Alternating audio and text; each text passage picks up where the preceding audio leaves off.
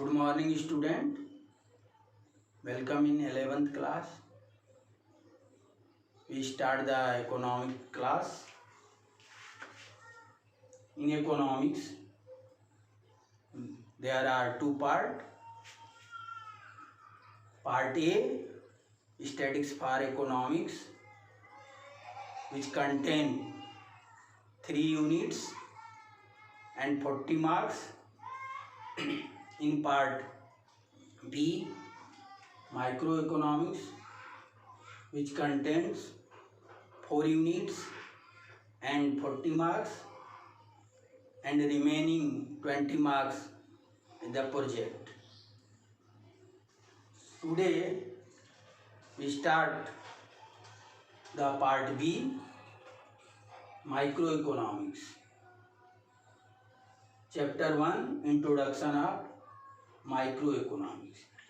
Here micro means छोटा, economics means अर्थशास्त्र के छोटे छोटे पार्ट को स्टडी करना माइक्रो इकोनॉमिक्स है. Microeconomics is the branch of economics which studies small unit और individual unit of an economy.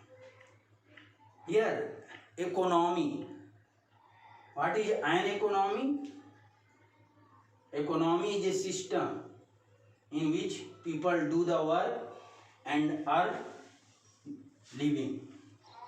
आपने क्लास 10th में इकोनॉमिक्स के पेपर में सोशल साइंस में आपने पढ़ा होगा इकोनॉमी के बारे में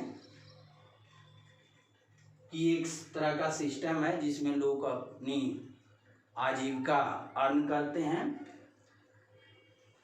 There are 3 types of economic system in the world: capitalist, socialist and mixed. इसी पर जिन देशों में जो सिस्टम है इकोनॉमिक सिस्टम, उसी के बेस पर उस इकोनॉमी को कैपिटलिस्ट इकोनॉमी भी बोला जाता है, सोशलिस्ट इकोनॉमी बोला जाता है, मिक्स्ड इकोनॉमी बोला जाता है.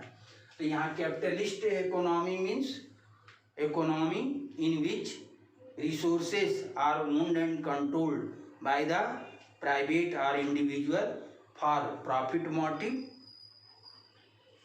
This type of economy exists in USA, UK, France, Germany, Japan, etc. Socialist economy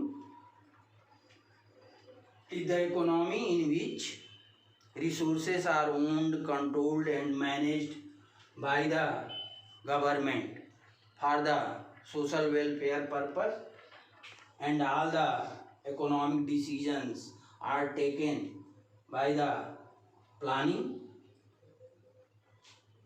For example, Russia, Cuba, China, Vietnam. Mixed economy, that economy in which resources are owned and controlled by the government and private sector both, known as mixed economy. Market decisions are taken by the government through the planning and by the private sector. Now study the economic activity. What is economic activity? हम लोग ये देखते हैं कि सुबह सुबह सब लोग काम करने जाते हैं. क्यों जाते हैं?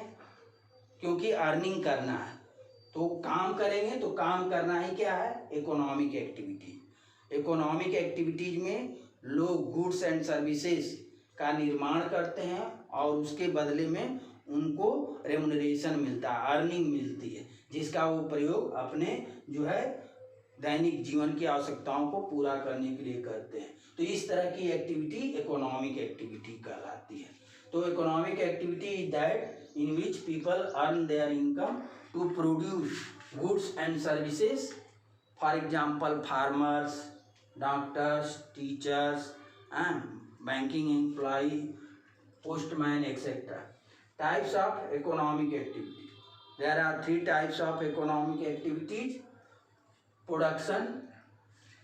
Production means create the value of any commodity known as production. Second, consumption. Consumption means utilize the utility of a commodity for satisfaction purpose known as consumption. Investment, expenditure incurred on change the stock of physical assets known as investment. These activities are known as vital activity of an economy. Why we study economics? We study economics due to scarcity of resources. Scarcity of resources. Here scarcity means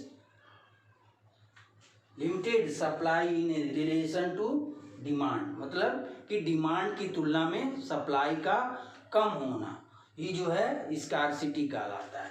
तो हमारे देश में या किसी भी देश में, विश्व के किसी भी देश में जो उनके रिसोर्सेस है वो डिमांड की तुलना में कम है। कोई भी ऐसा डेवलप्ड या डेवलपिंग या अंडर डेवलप कंट्री ऐसा नहीं है जहाँ पर रिसोर्सेस प्लेंटीफुल हो। कुछ रिसोर्सेस होंगे प्लेंटीफुल, लेकिन अदर रिसोर्सेस में कमी होगी। तो ये जो कमी है रिसोर्सेस में कमी, short of the resources in relation to demand known as scarcity. अब स्कार्सिटी के कारण ही जो है जितनी भी प्रॉब्लम्स हैं वो एराइज होती हैं, ये इकोनॉमिक प्रॉब्लम्स कहलाती हैं। तो उसके लिए ज़रूरत होती है कि हम कैसे रिसोर्सेस का ऑप्टिमम यूज करके अनलिमिटेड वांट्स को पूरा कर सकते हैं। तो उसको इकोनोमाइजिंग ऑफ रिसोर्सेज कहते हैं। Economising of resources means it is making optimum use of available resources. इसका मतलब कि हम संसाधनों का जो है सर्वोत्तम उपयोग करें। Economic problems, it is a making choice of problems in the presence of scarcity.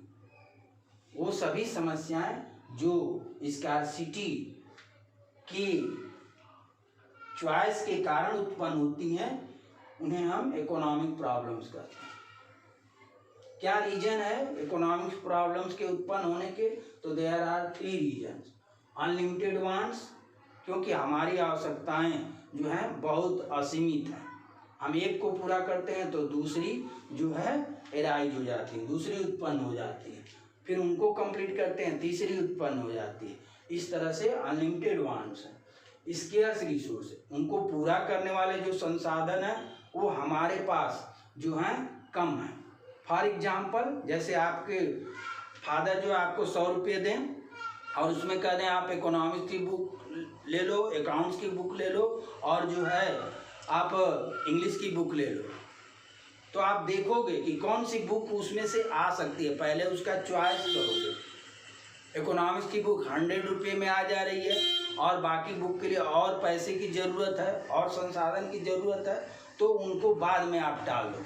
तो पहले एक बुक लोगे, तो ये हुआ जो है आपका स्केर्स रिसोर्सेज का। अब क्या किए, इस स्केर्स रिसोर्सेज का आपने अल्टरनेटिव यूज किया, तो जो प्रॉब्लम क्रिएट हो रही है वो सीधा रिसोर्सेज है अल्टरनेटिव। अगर इन रिसोर्सेज का, स्पॉकेट मनी का जो है वो कई चीज़ों पर प्रयोग नहीं होता तो कोई प्रॉब्लम नहीं उत्पन्न। केवल अगर इकोनॉमिक्स की बुक लेना रहता तो there is no economic problem, but you want to buy 3 books, economics, accounts and English, then there is economic problem.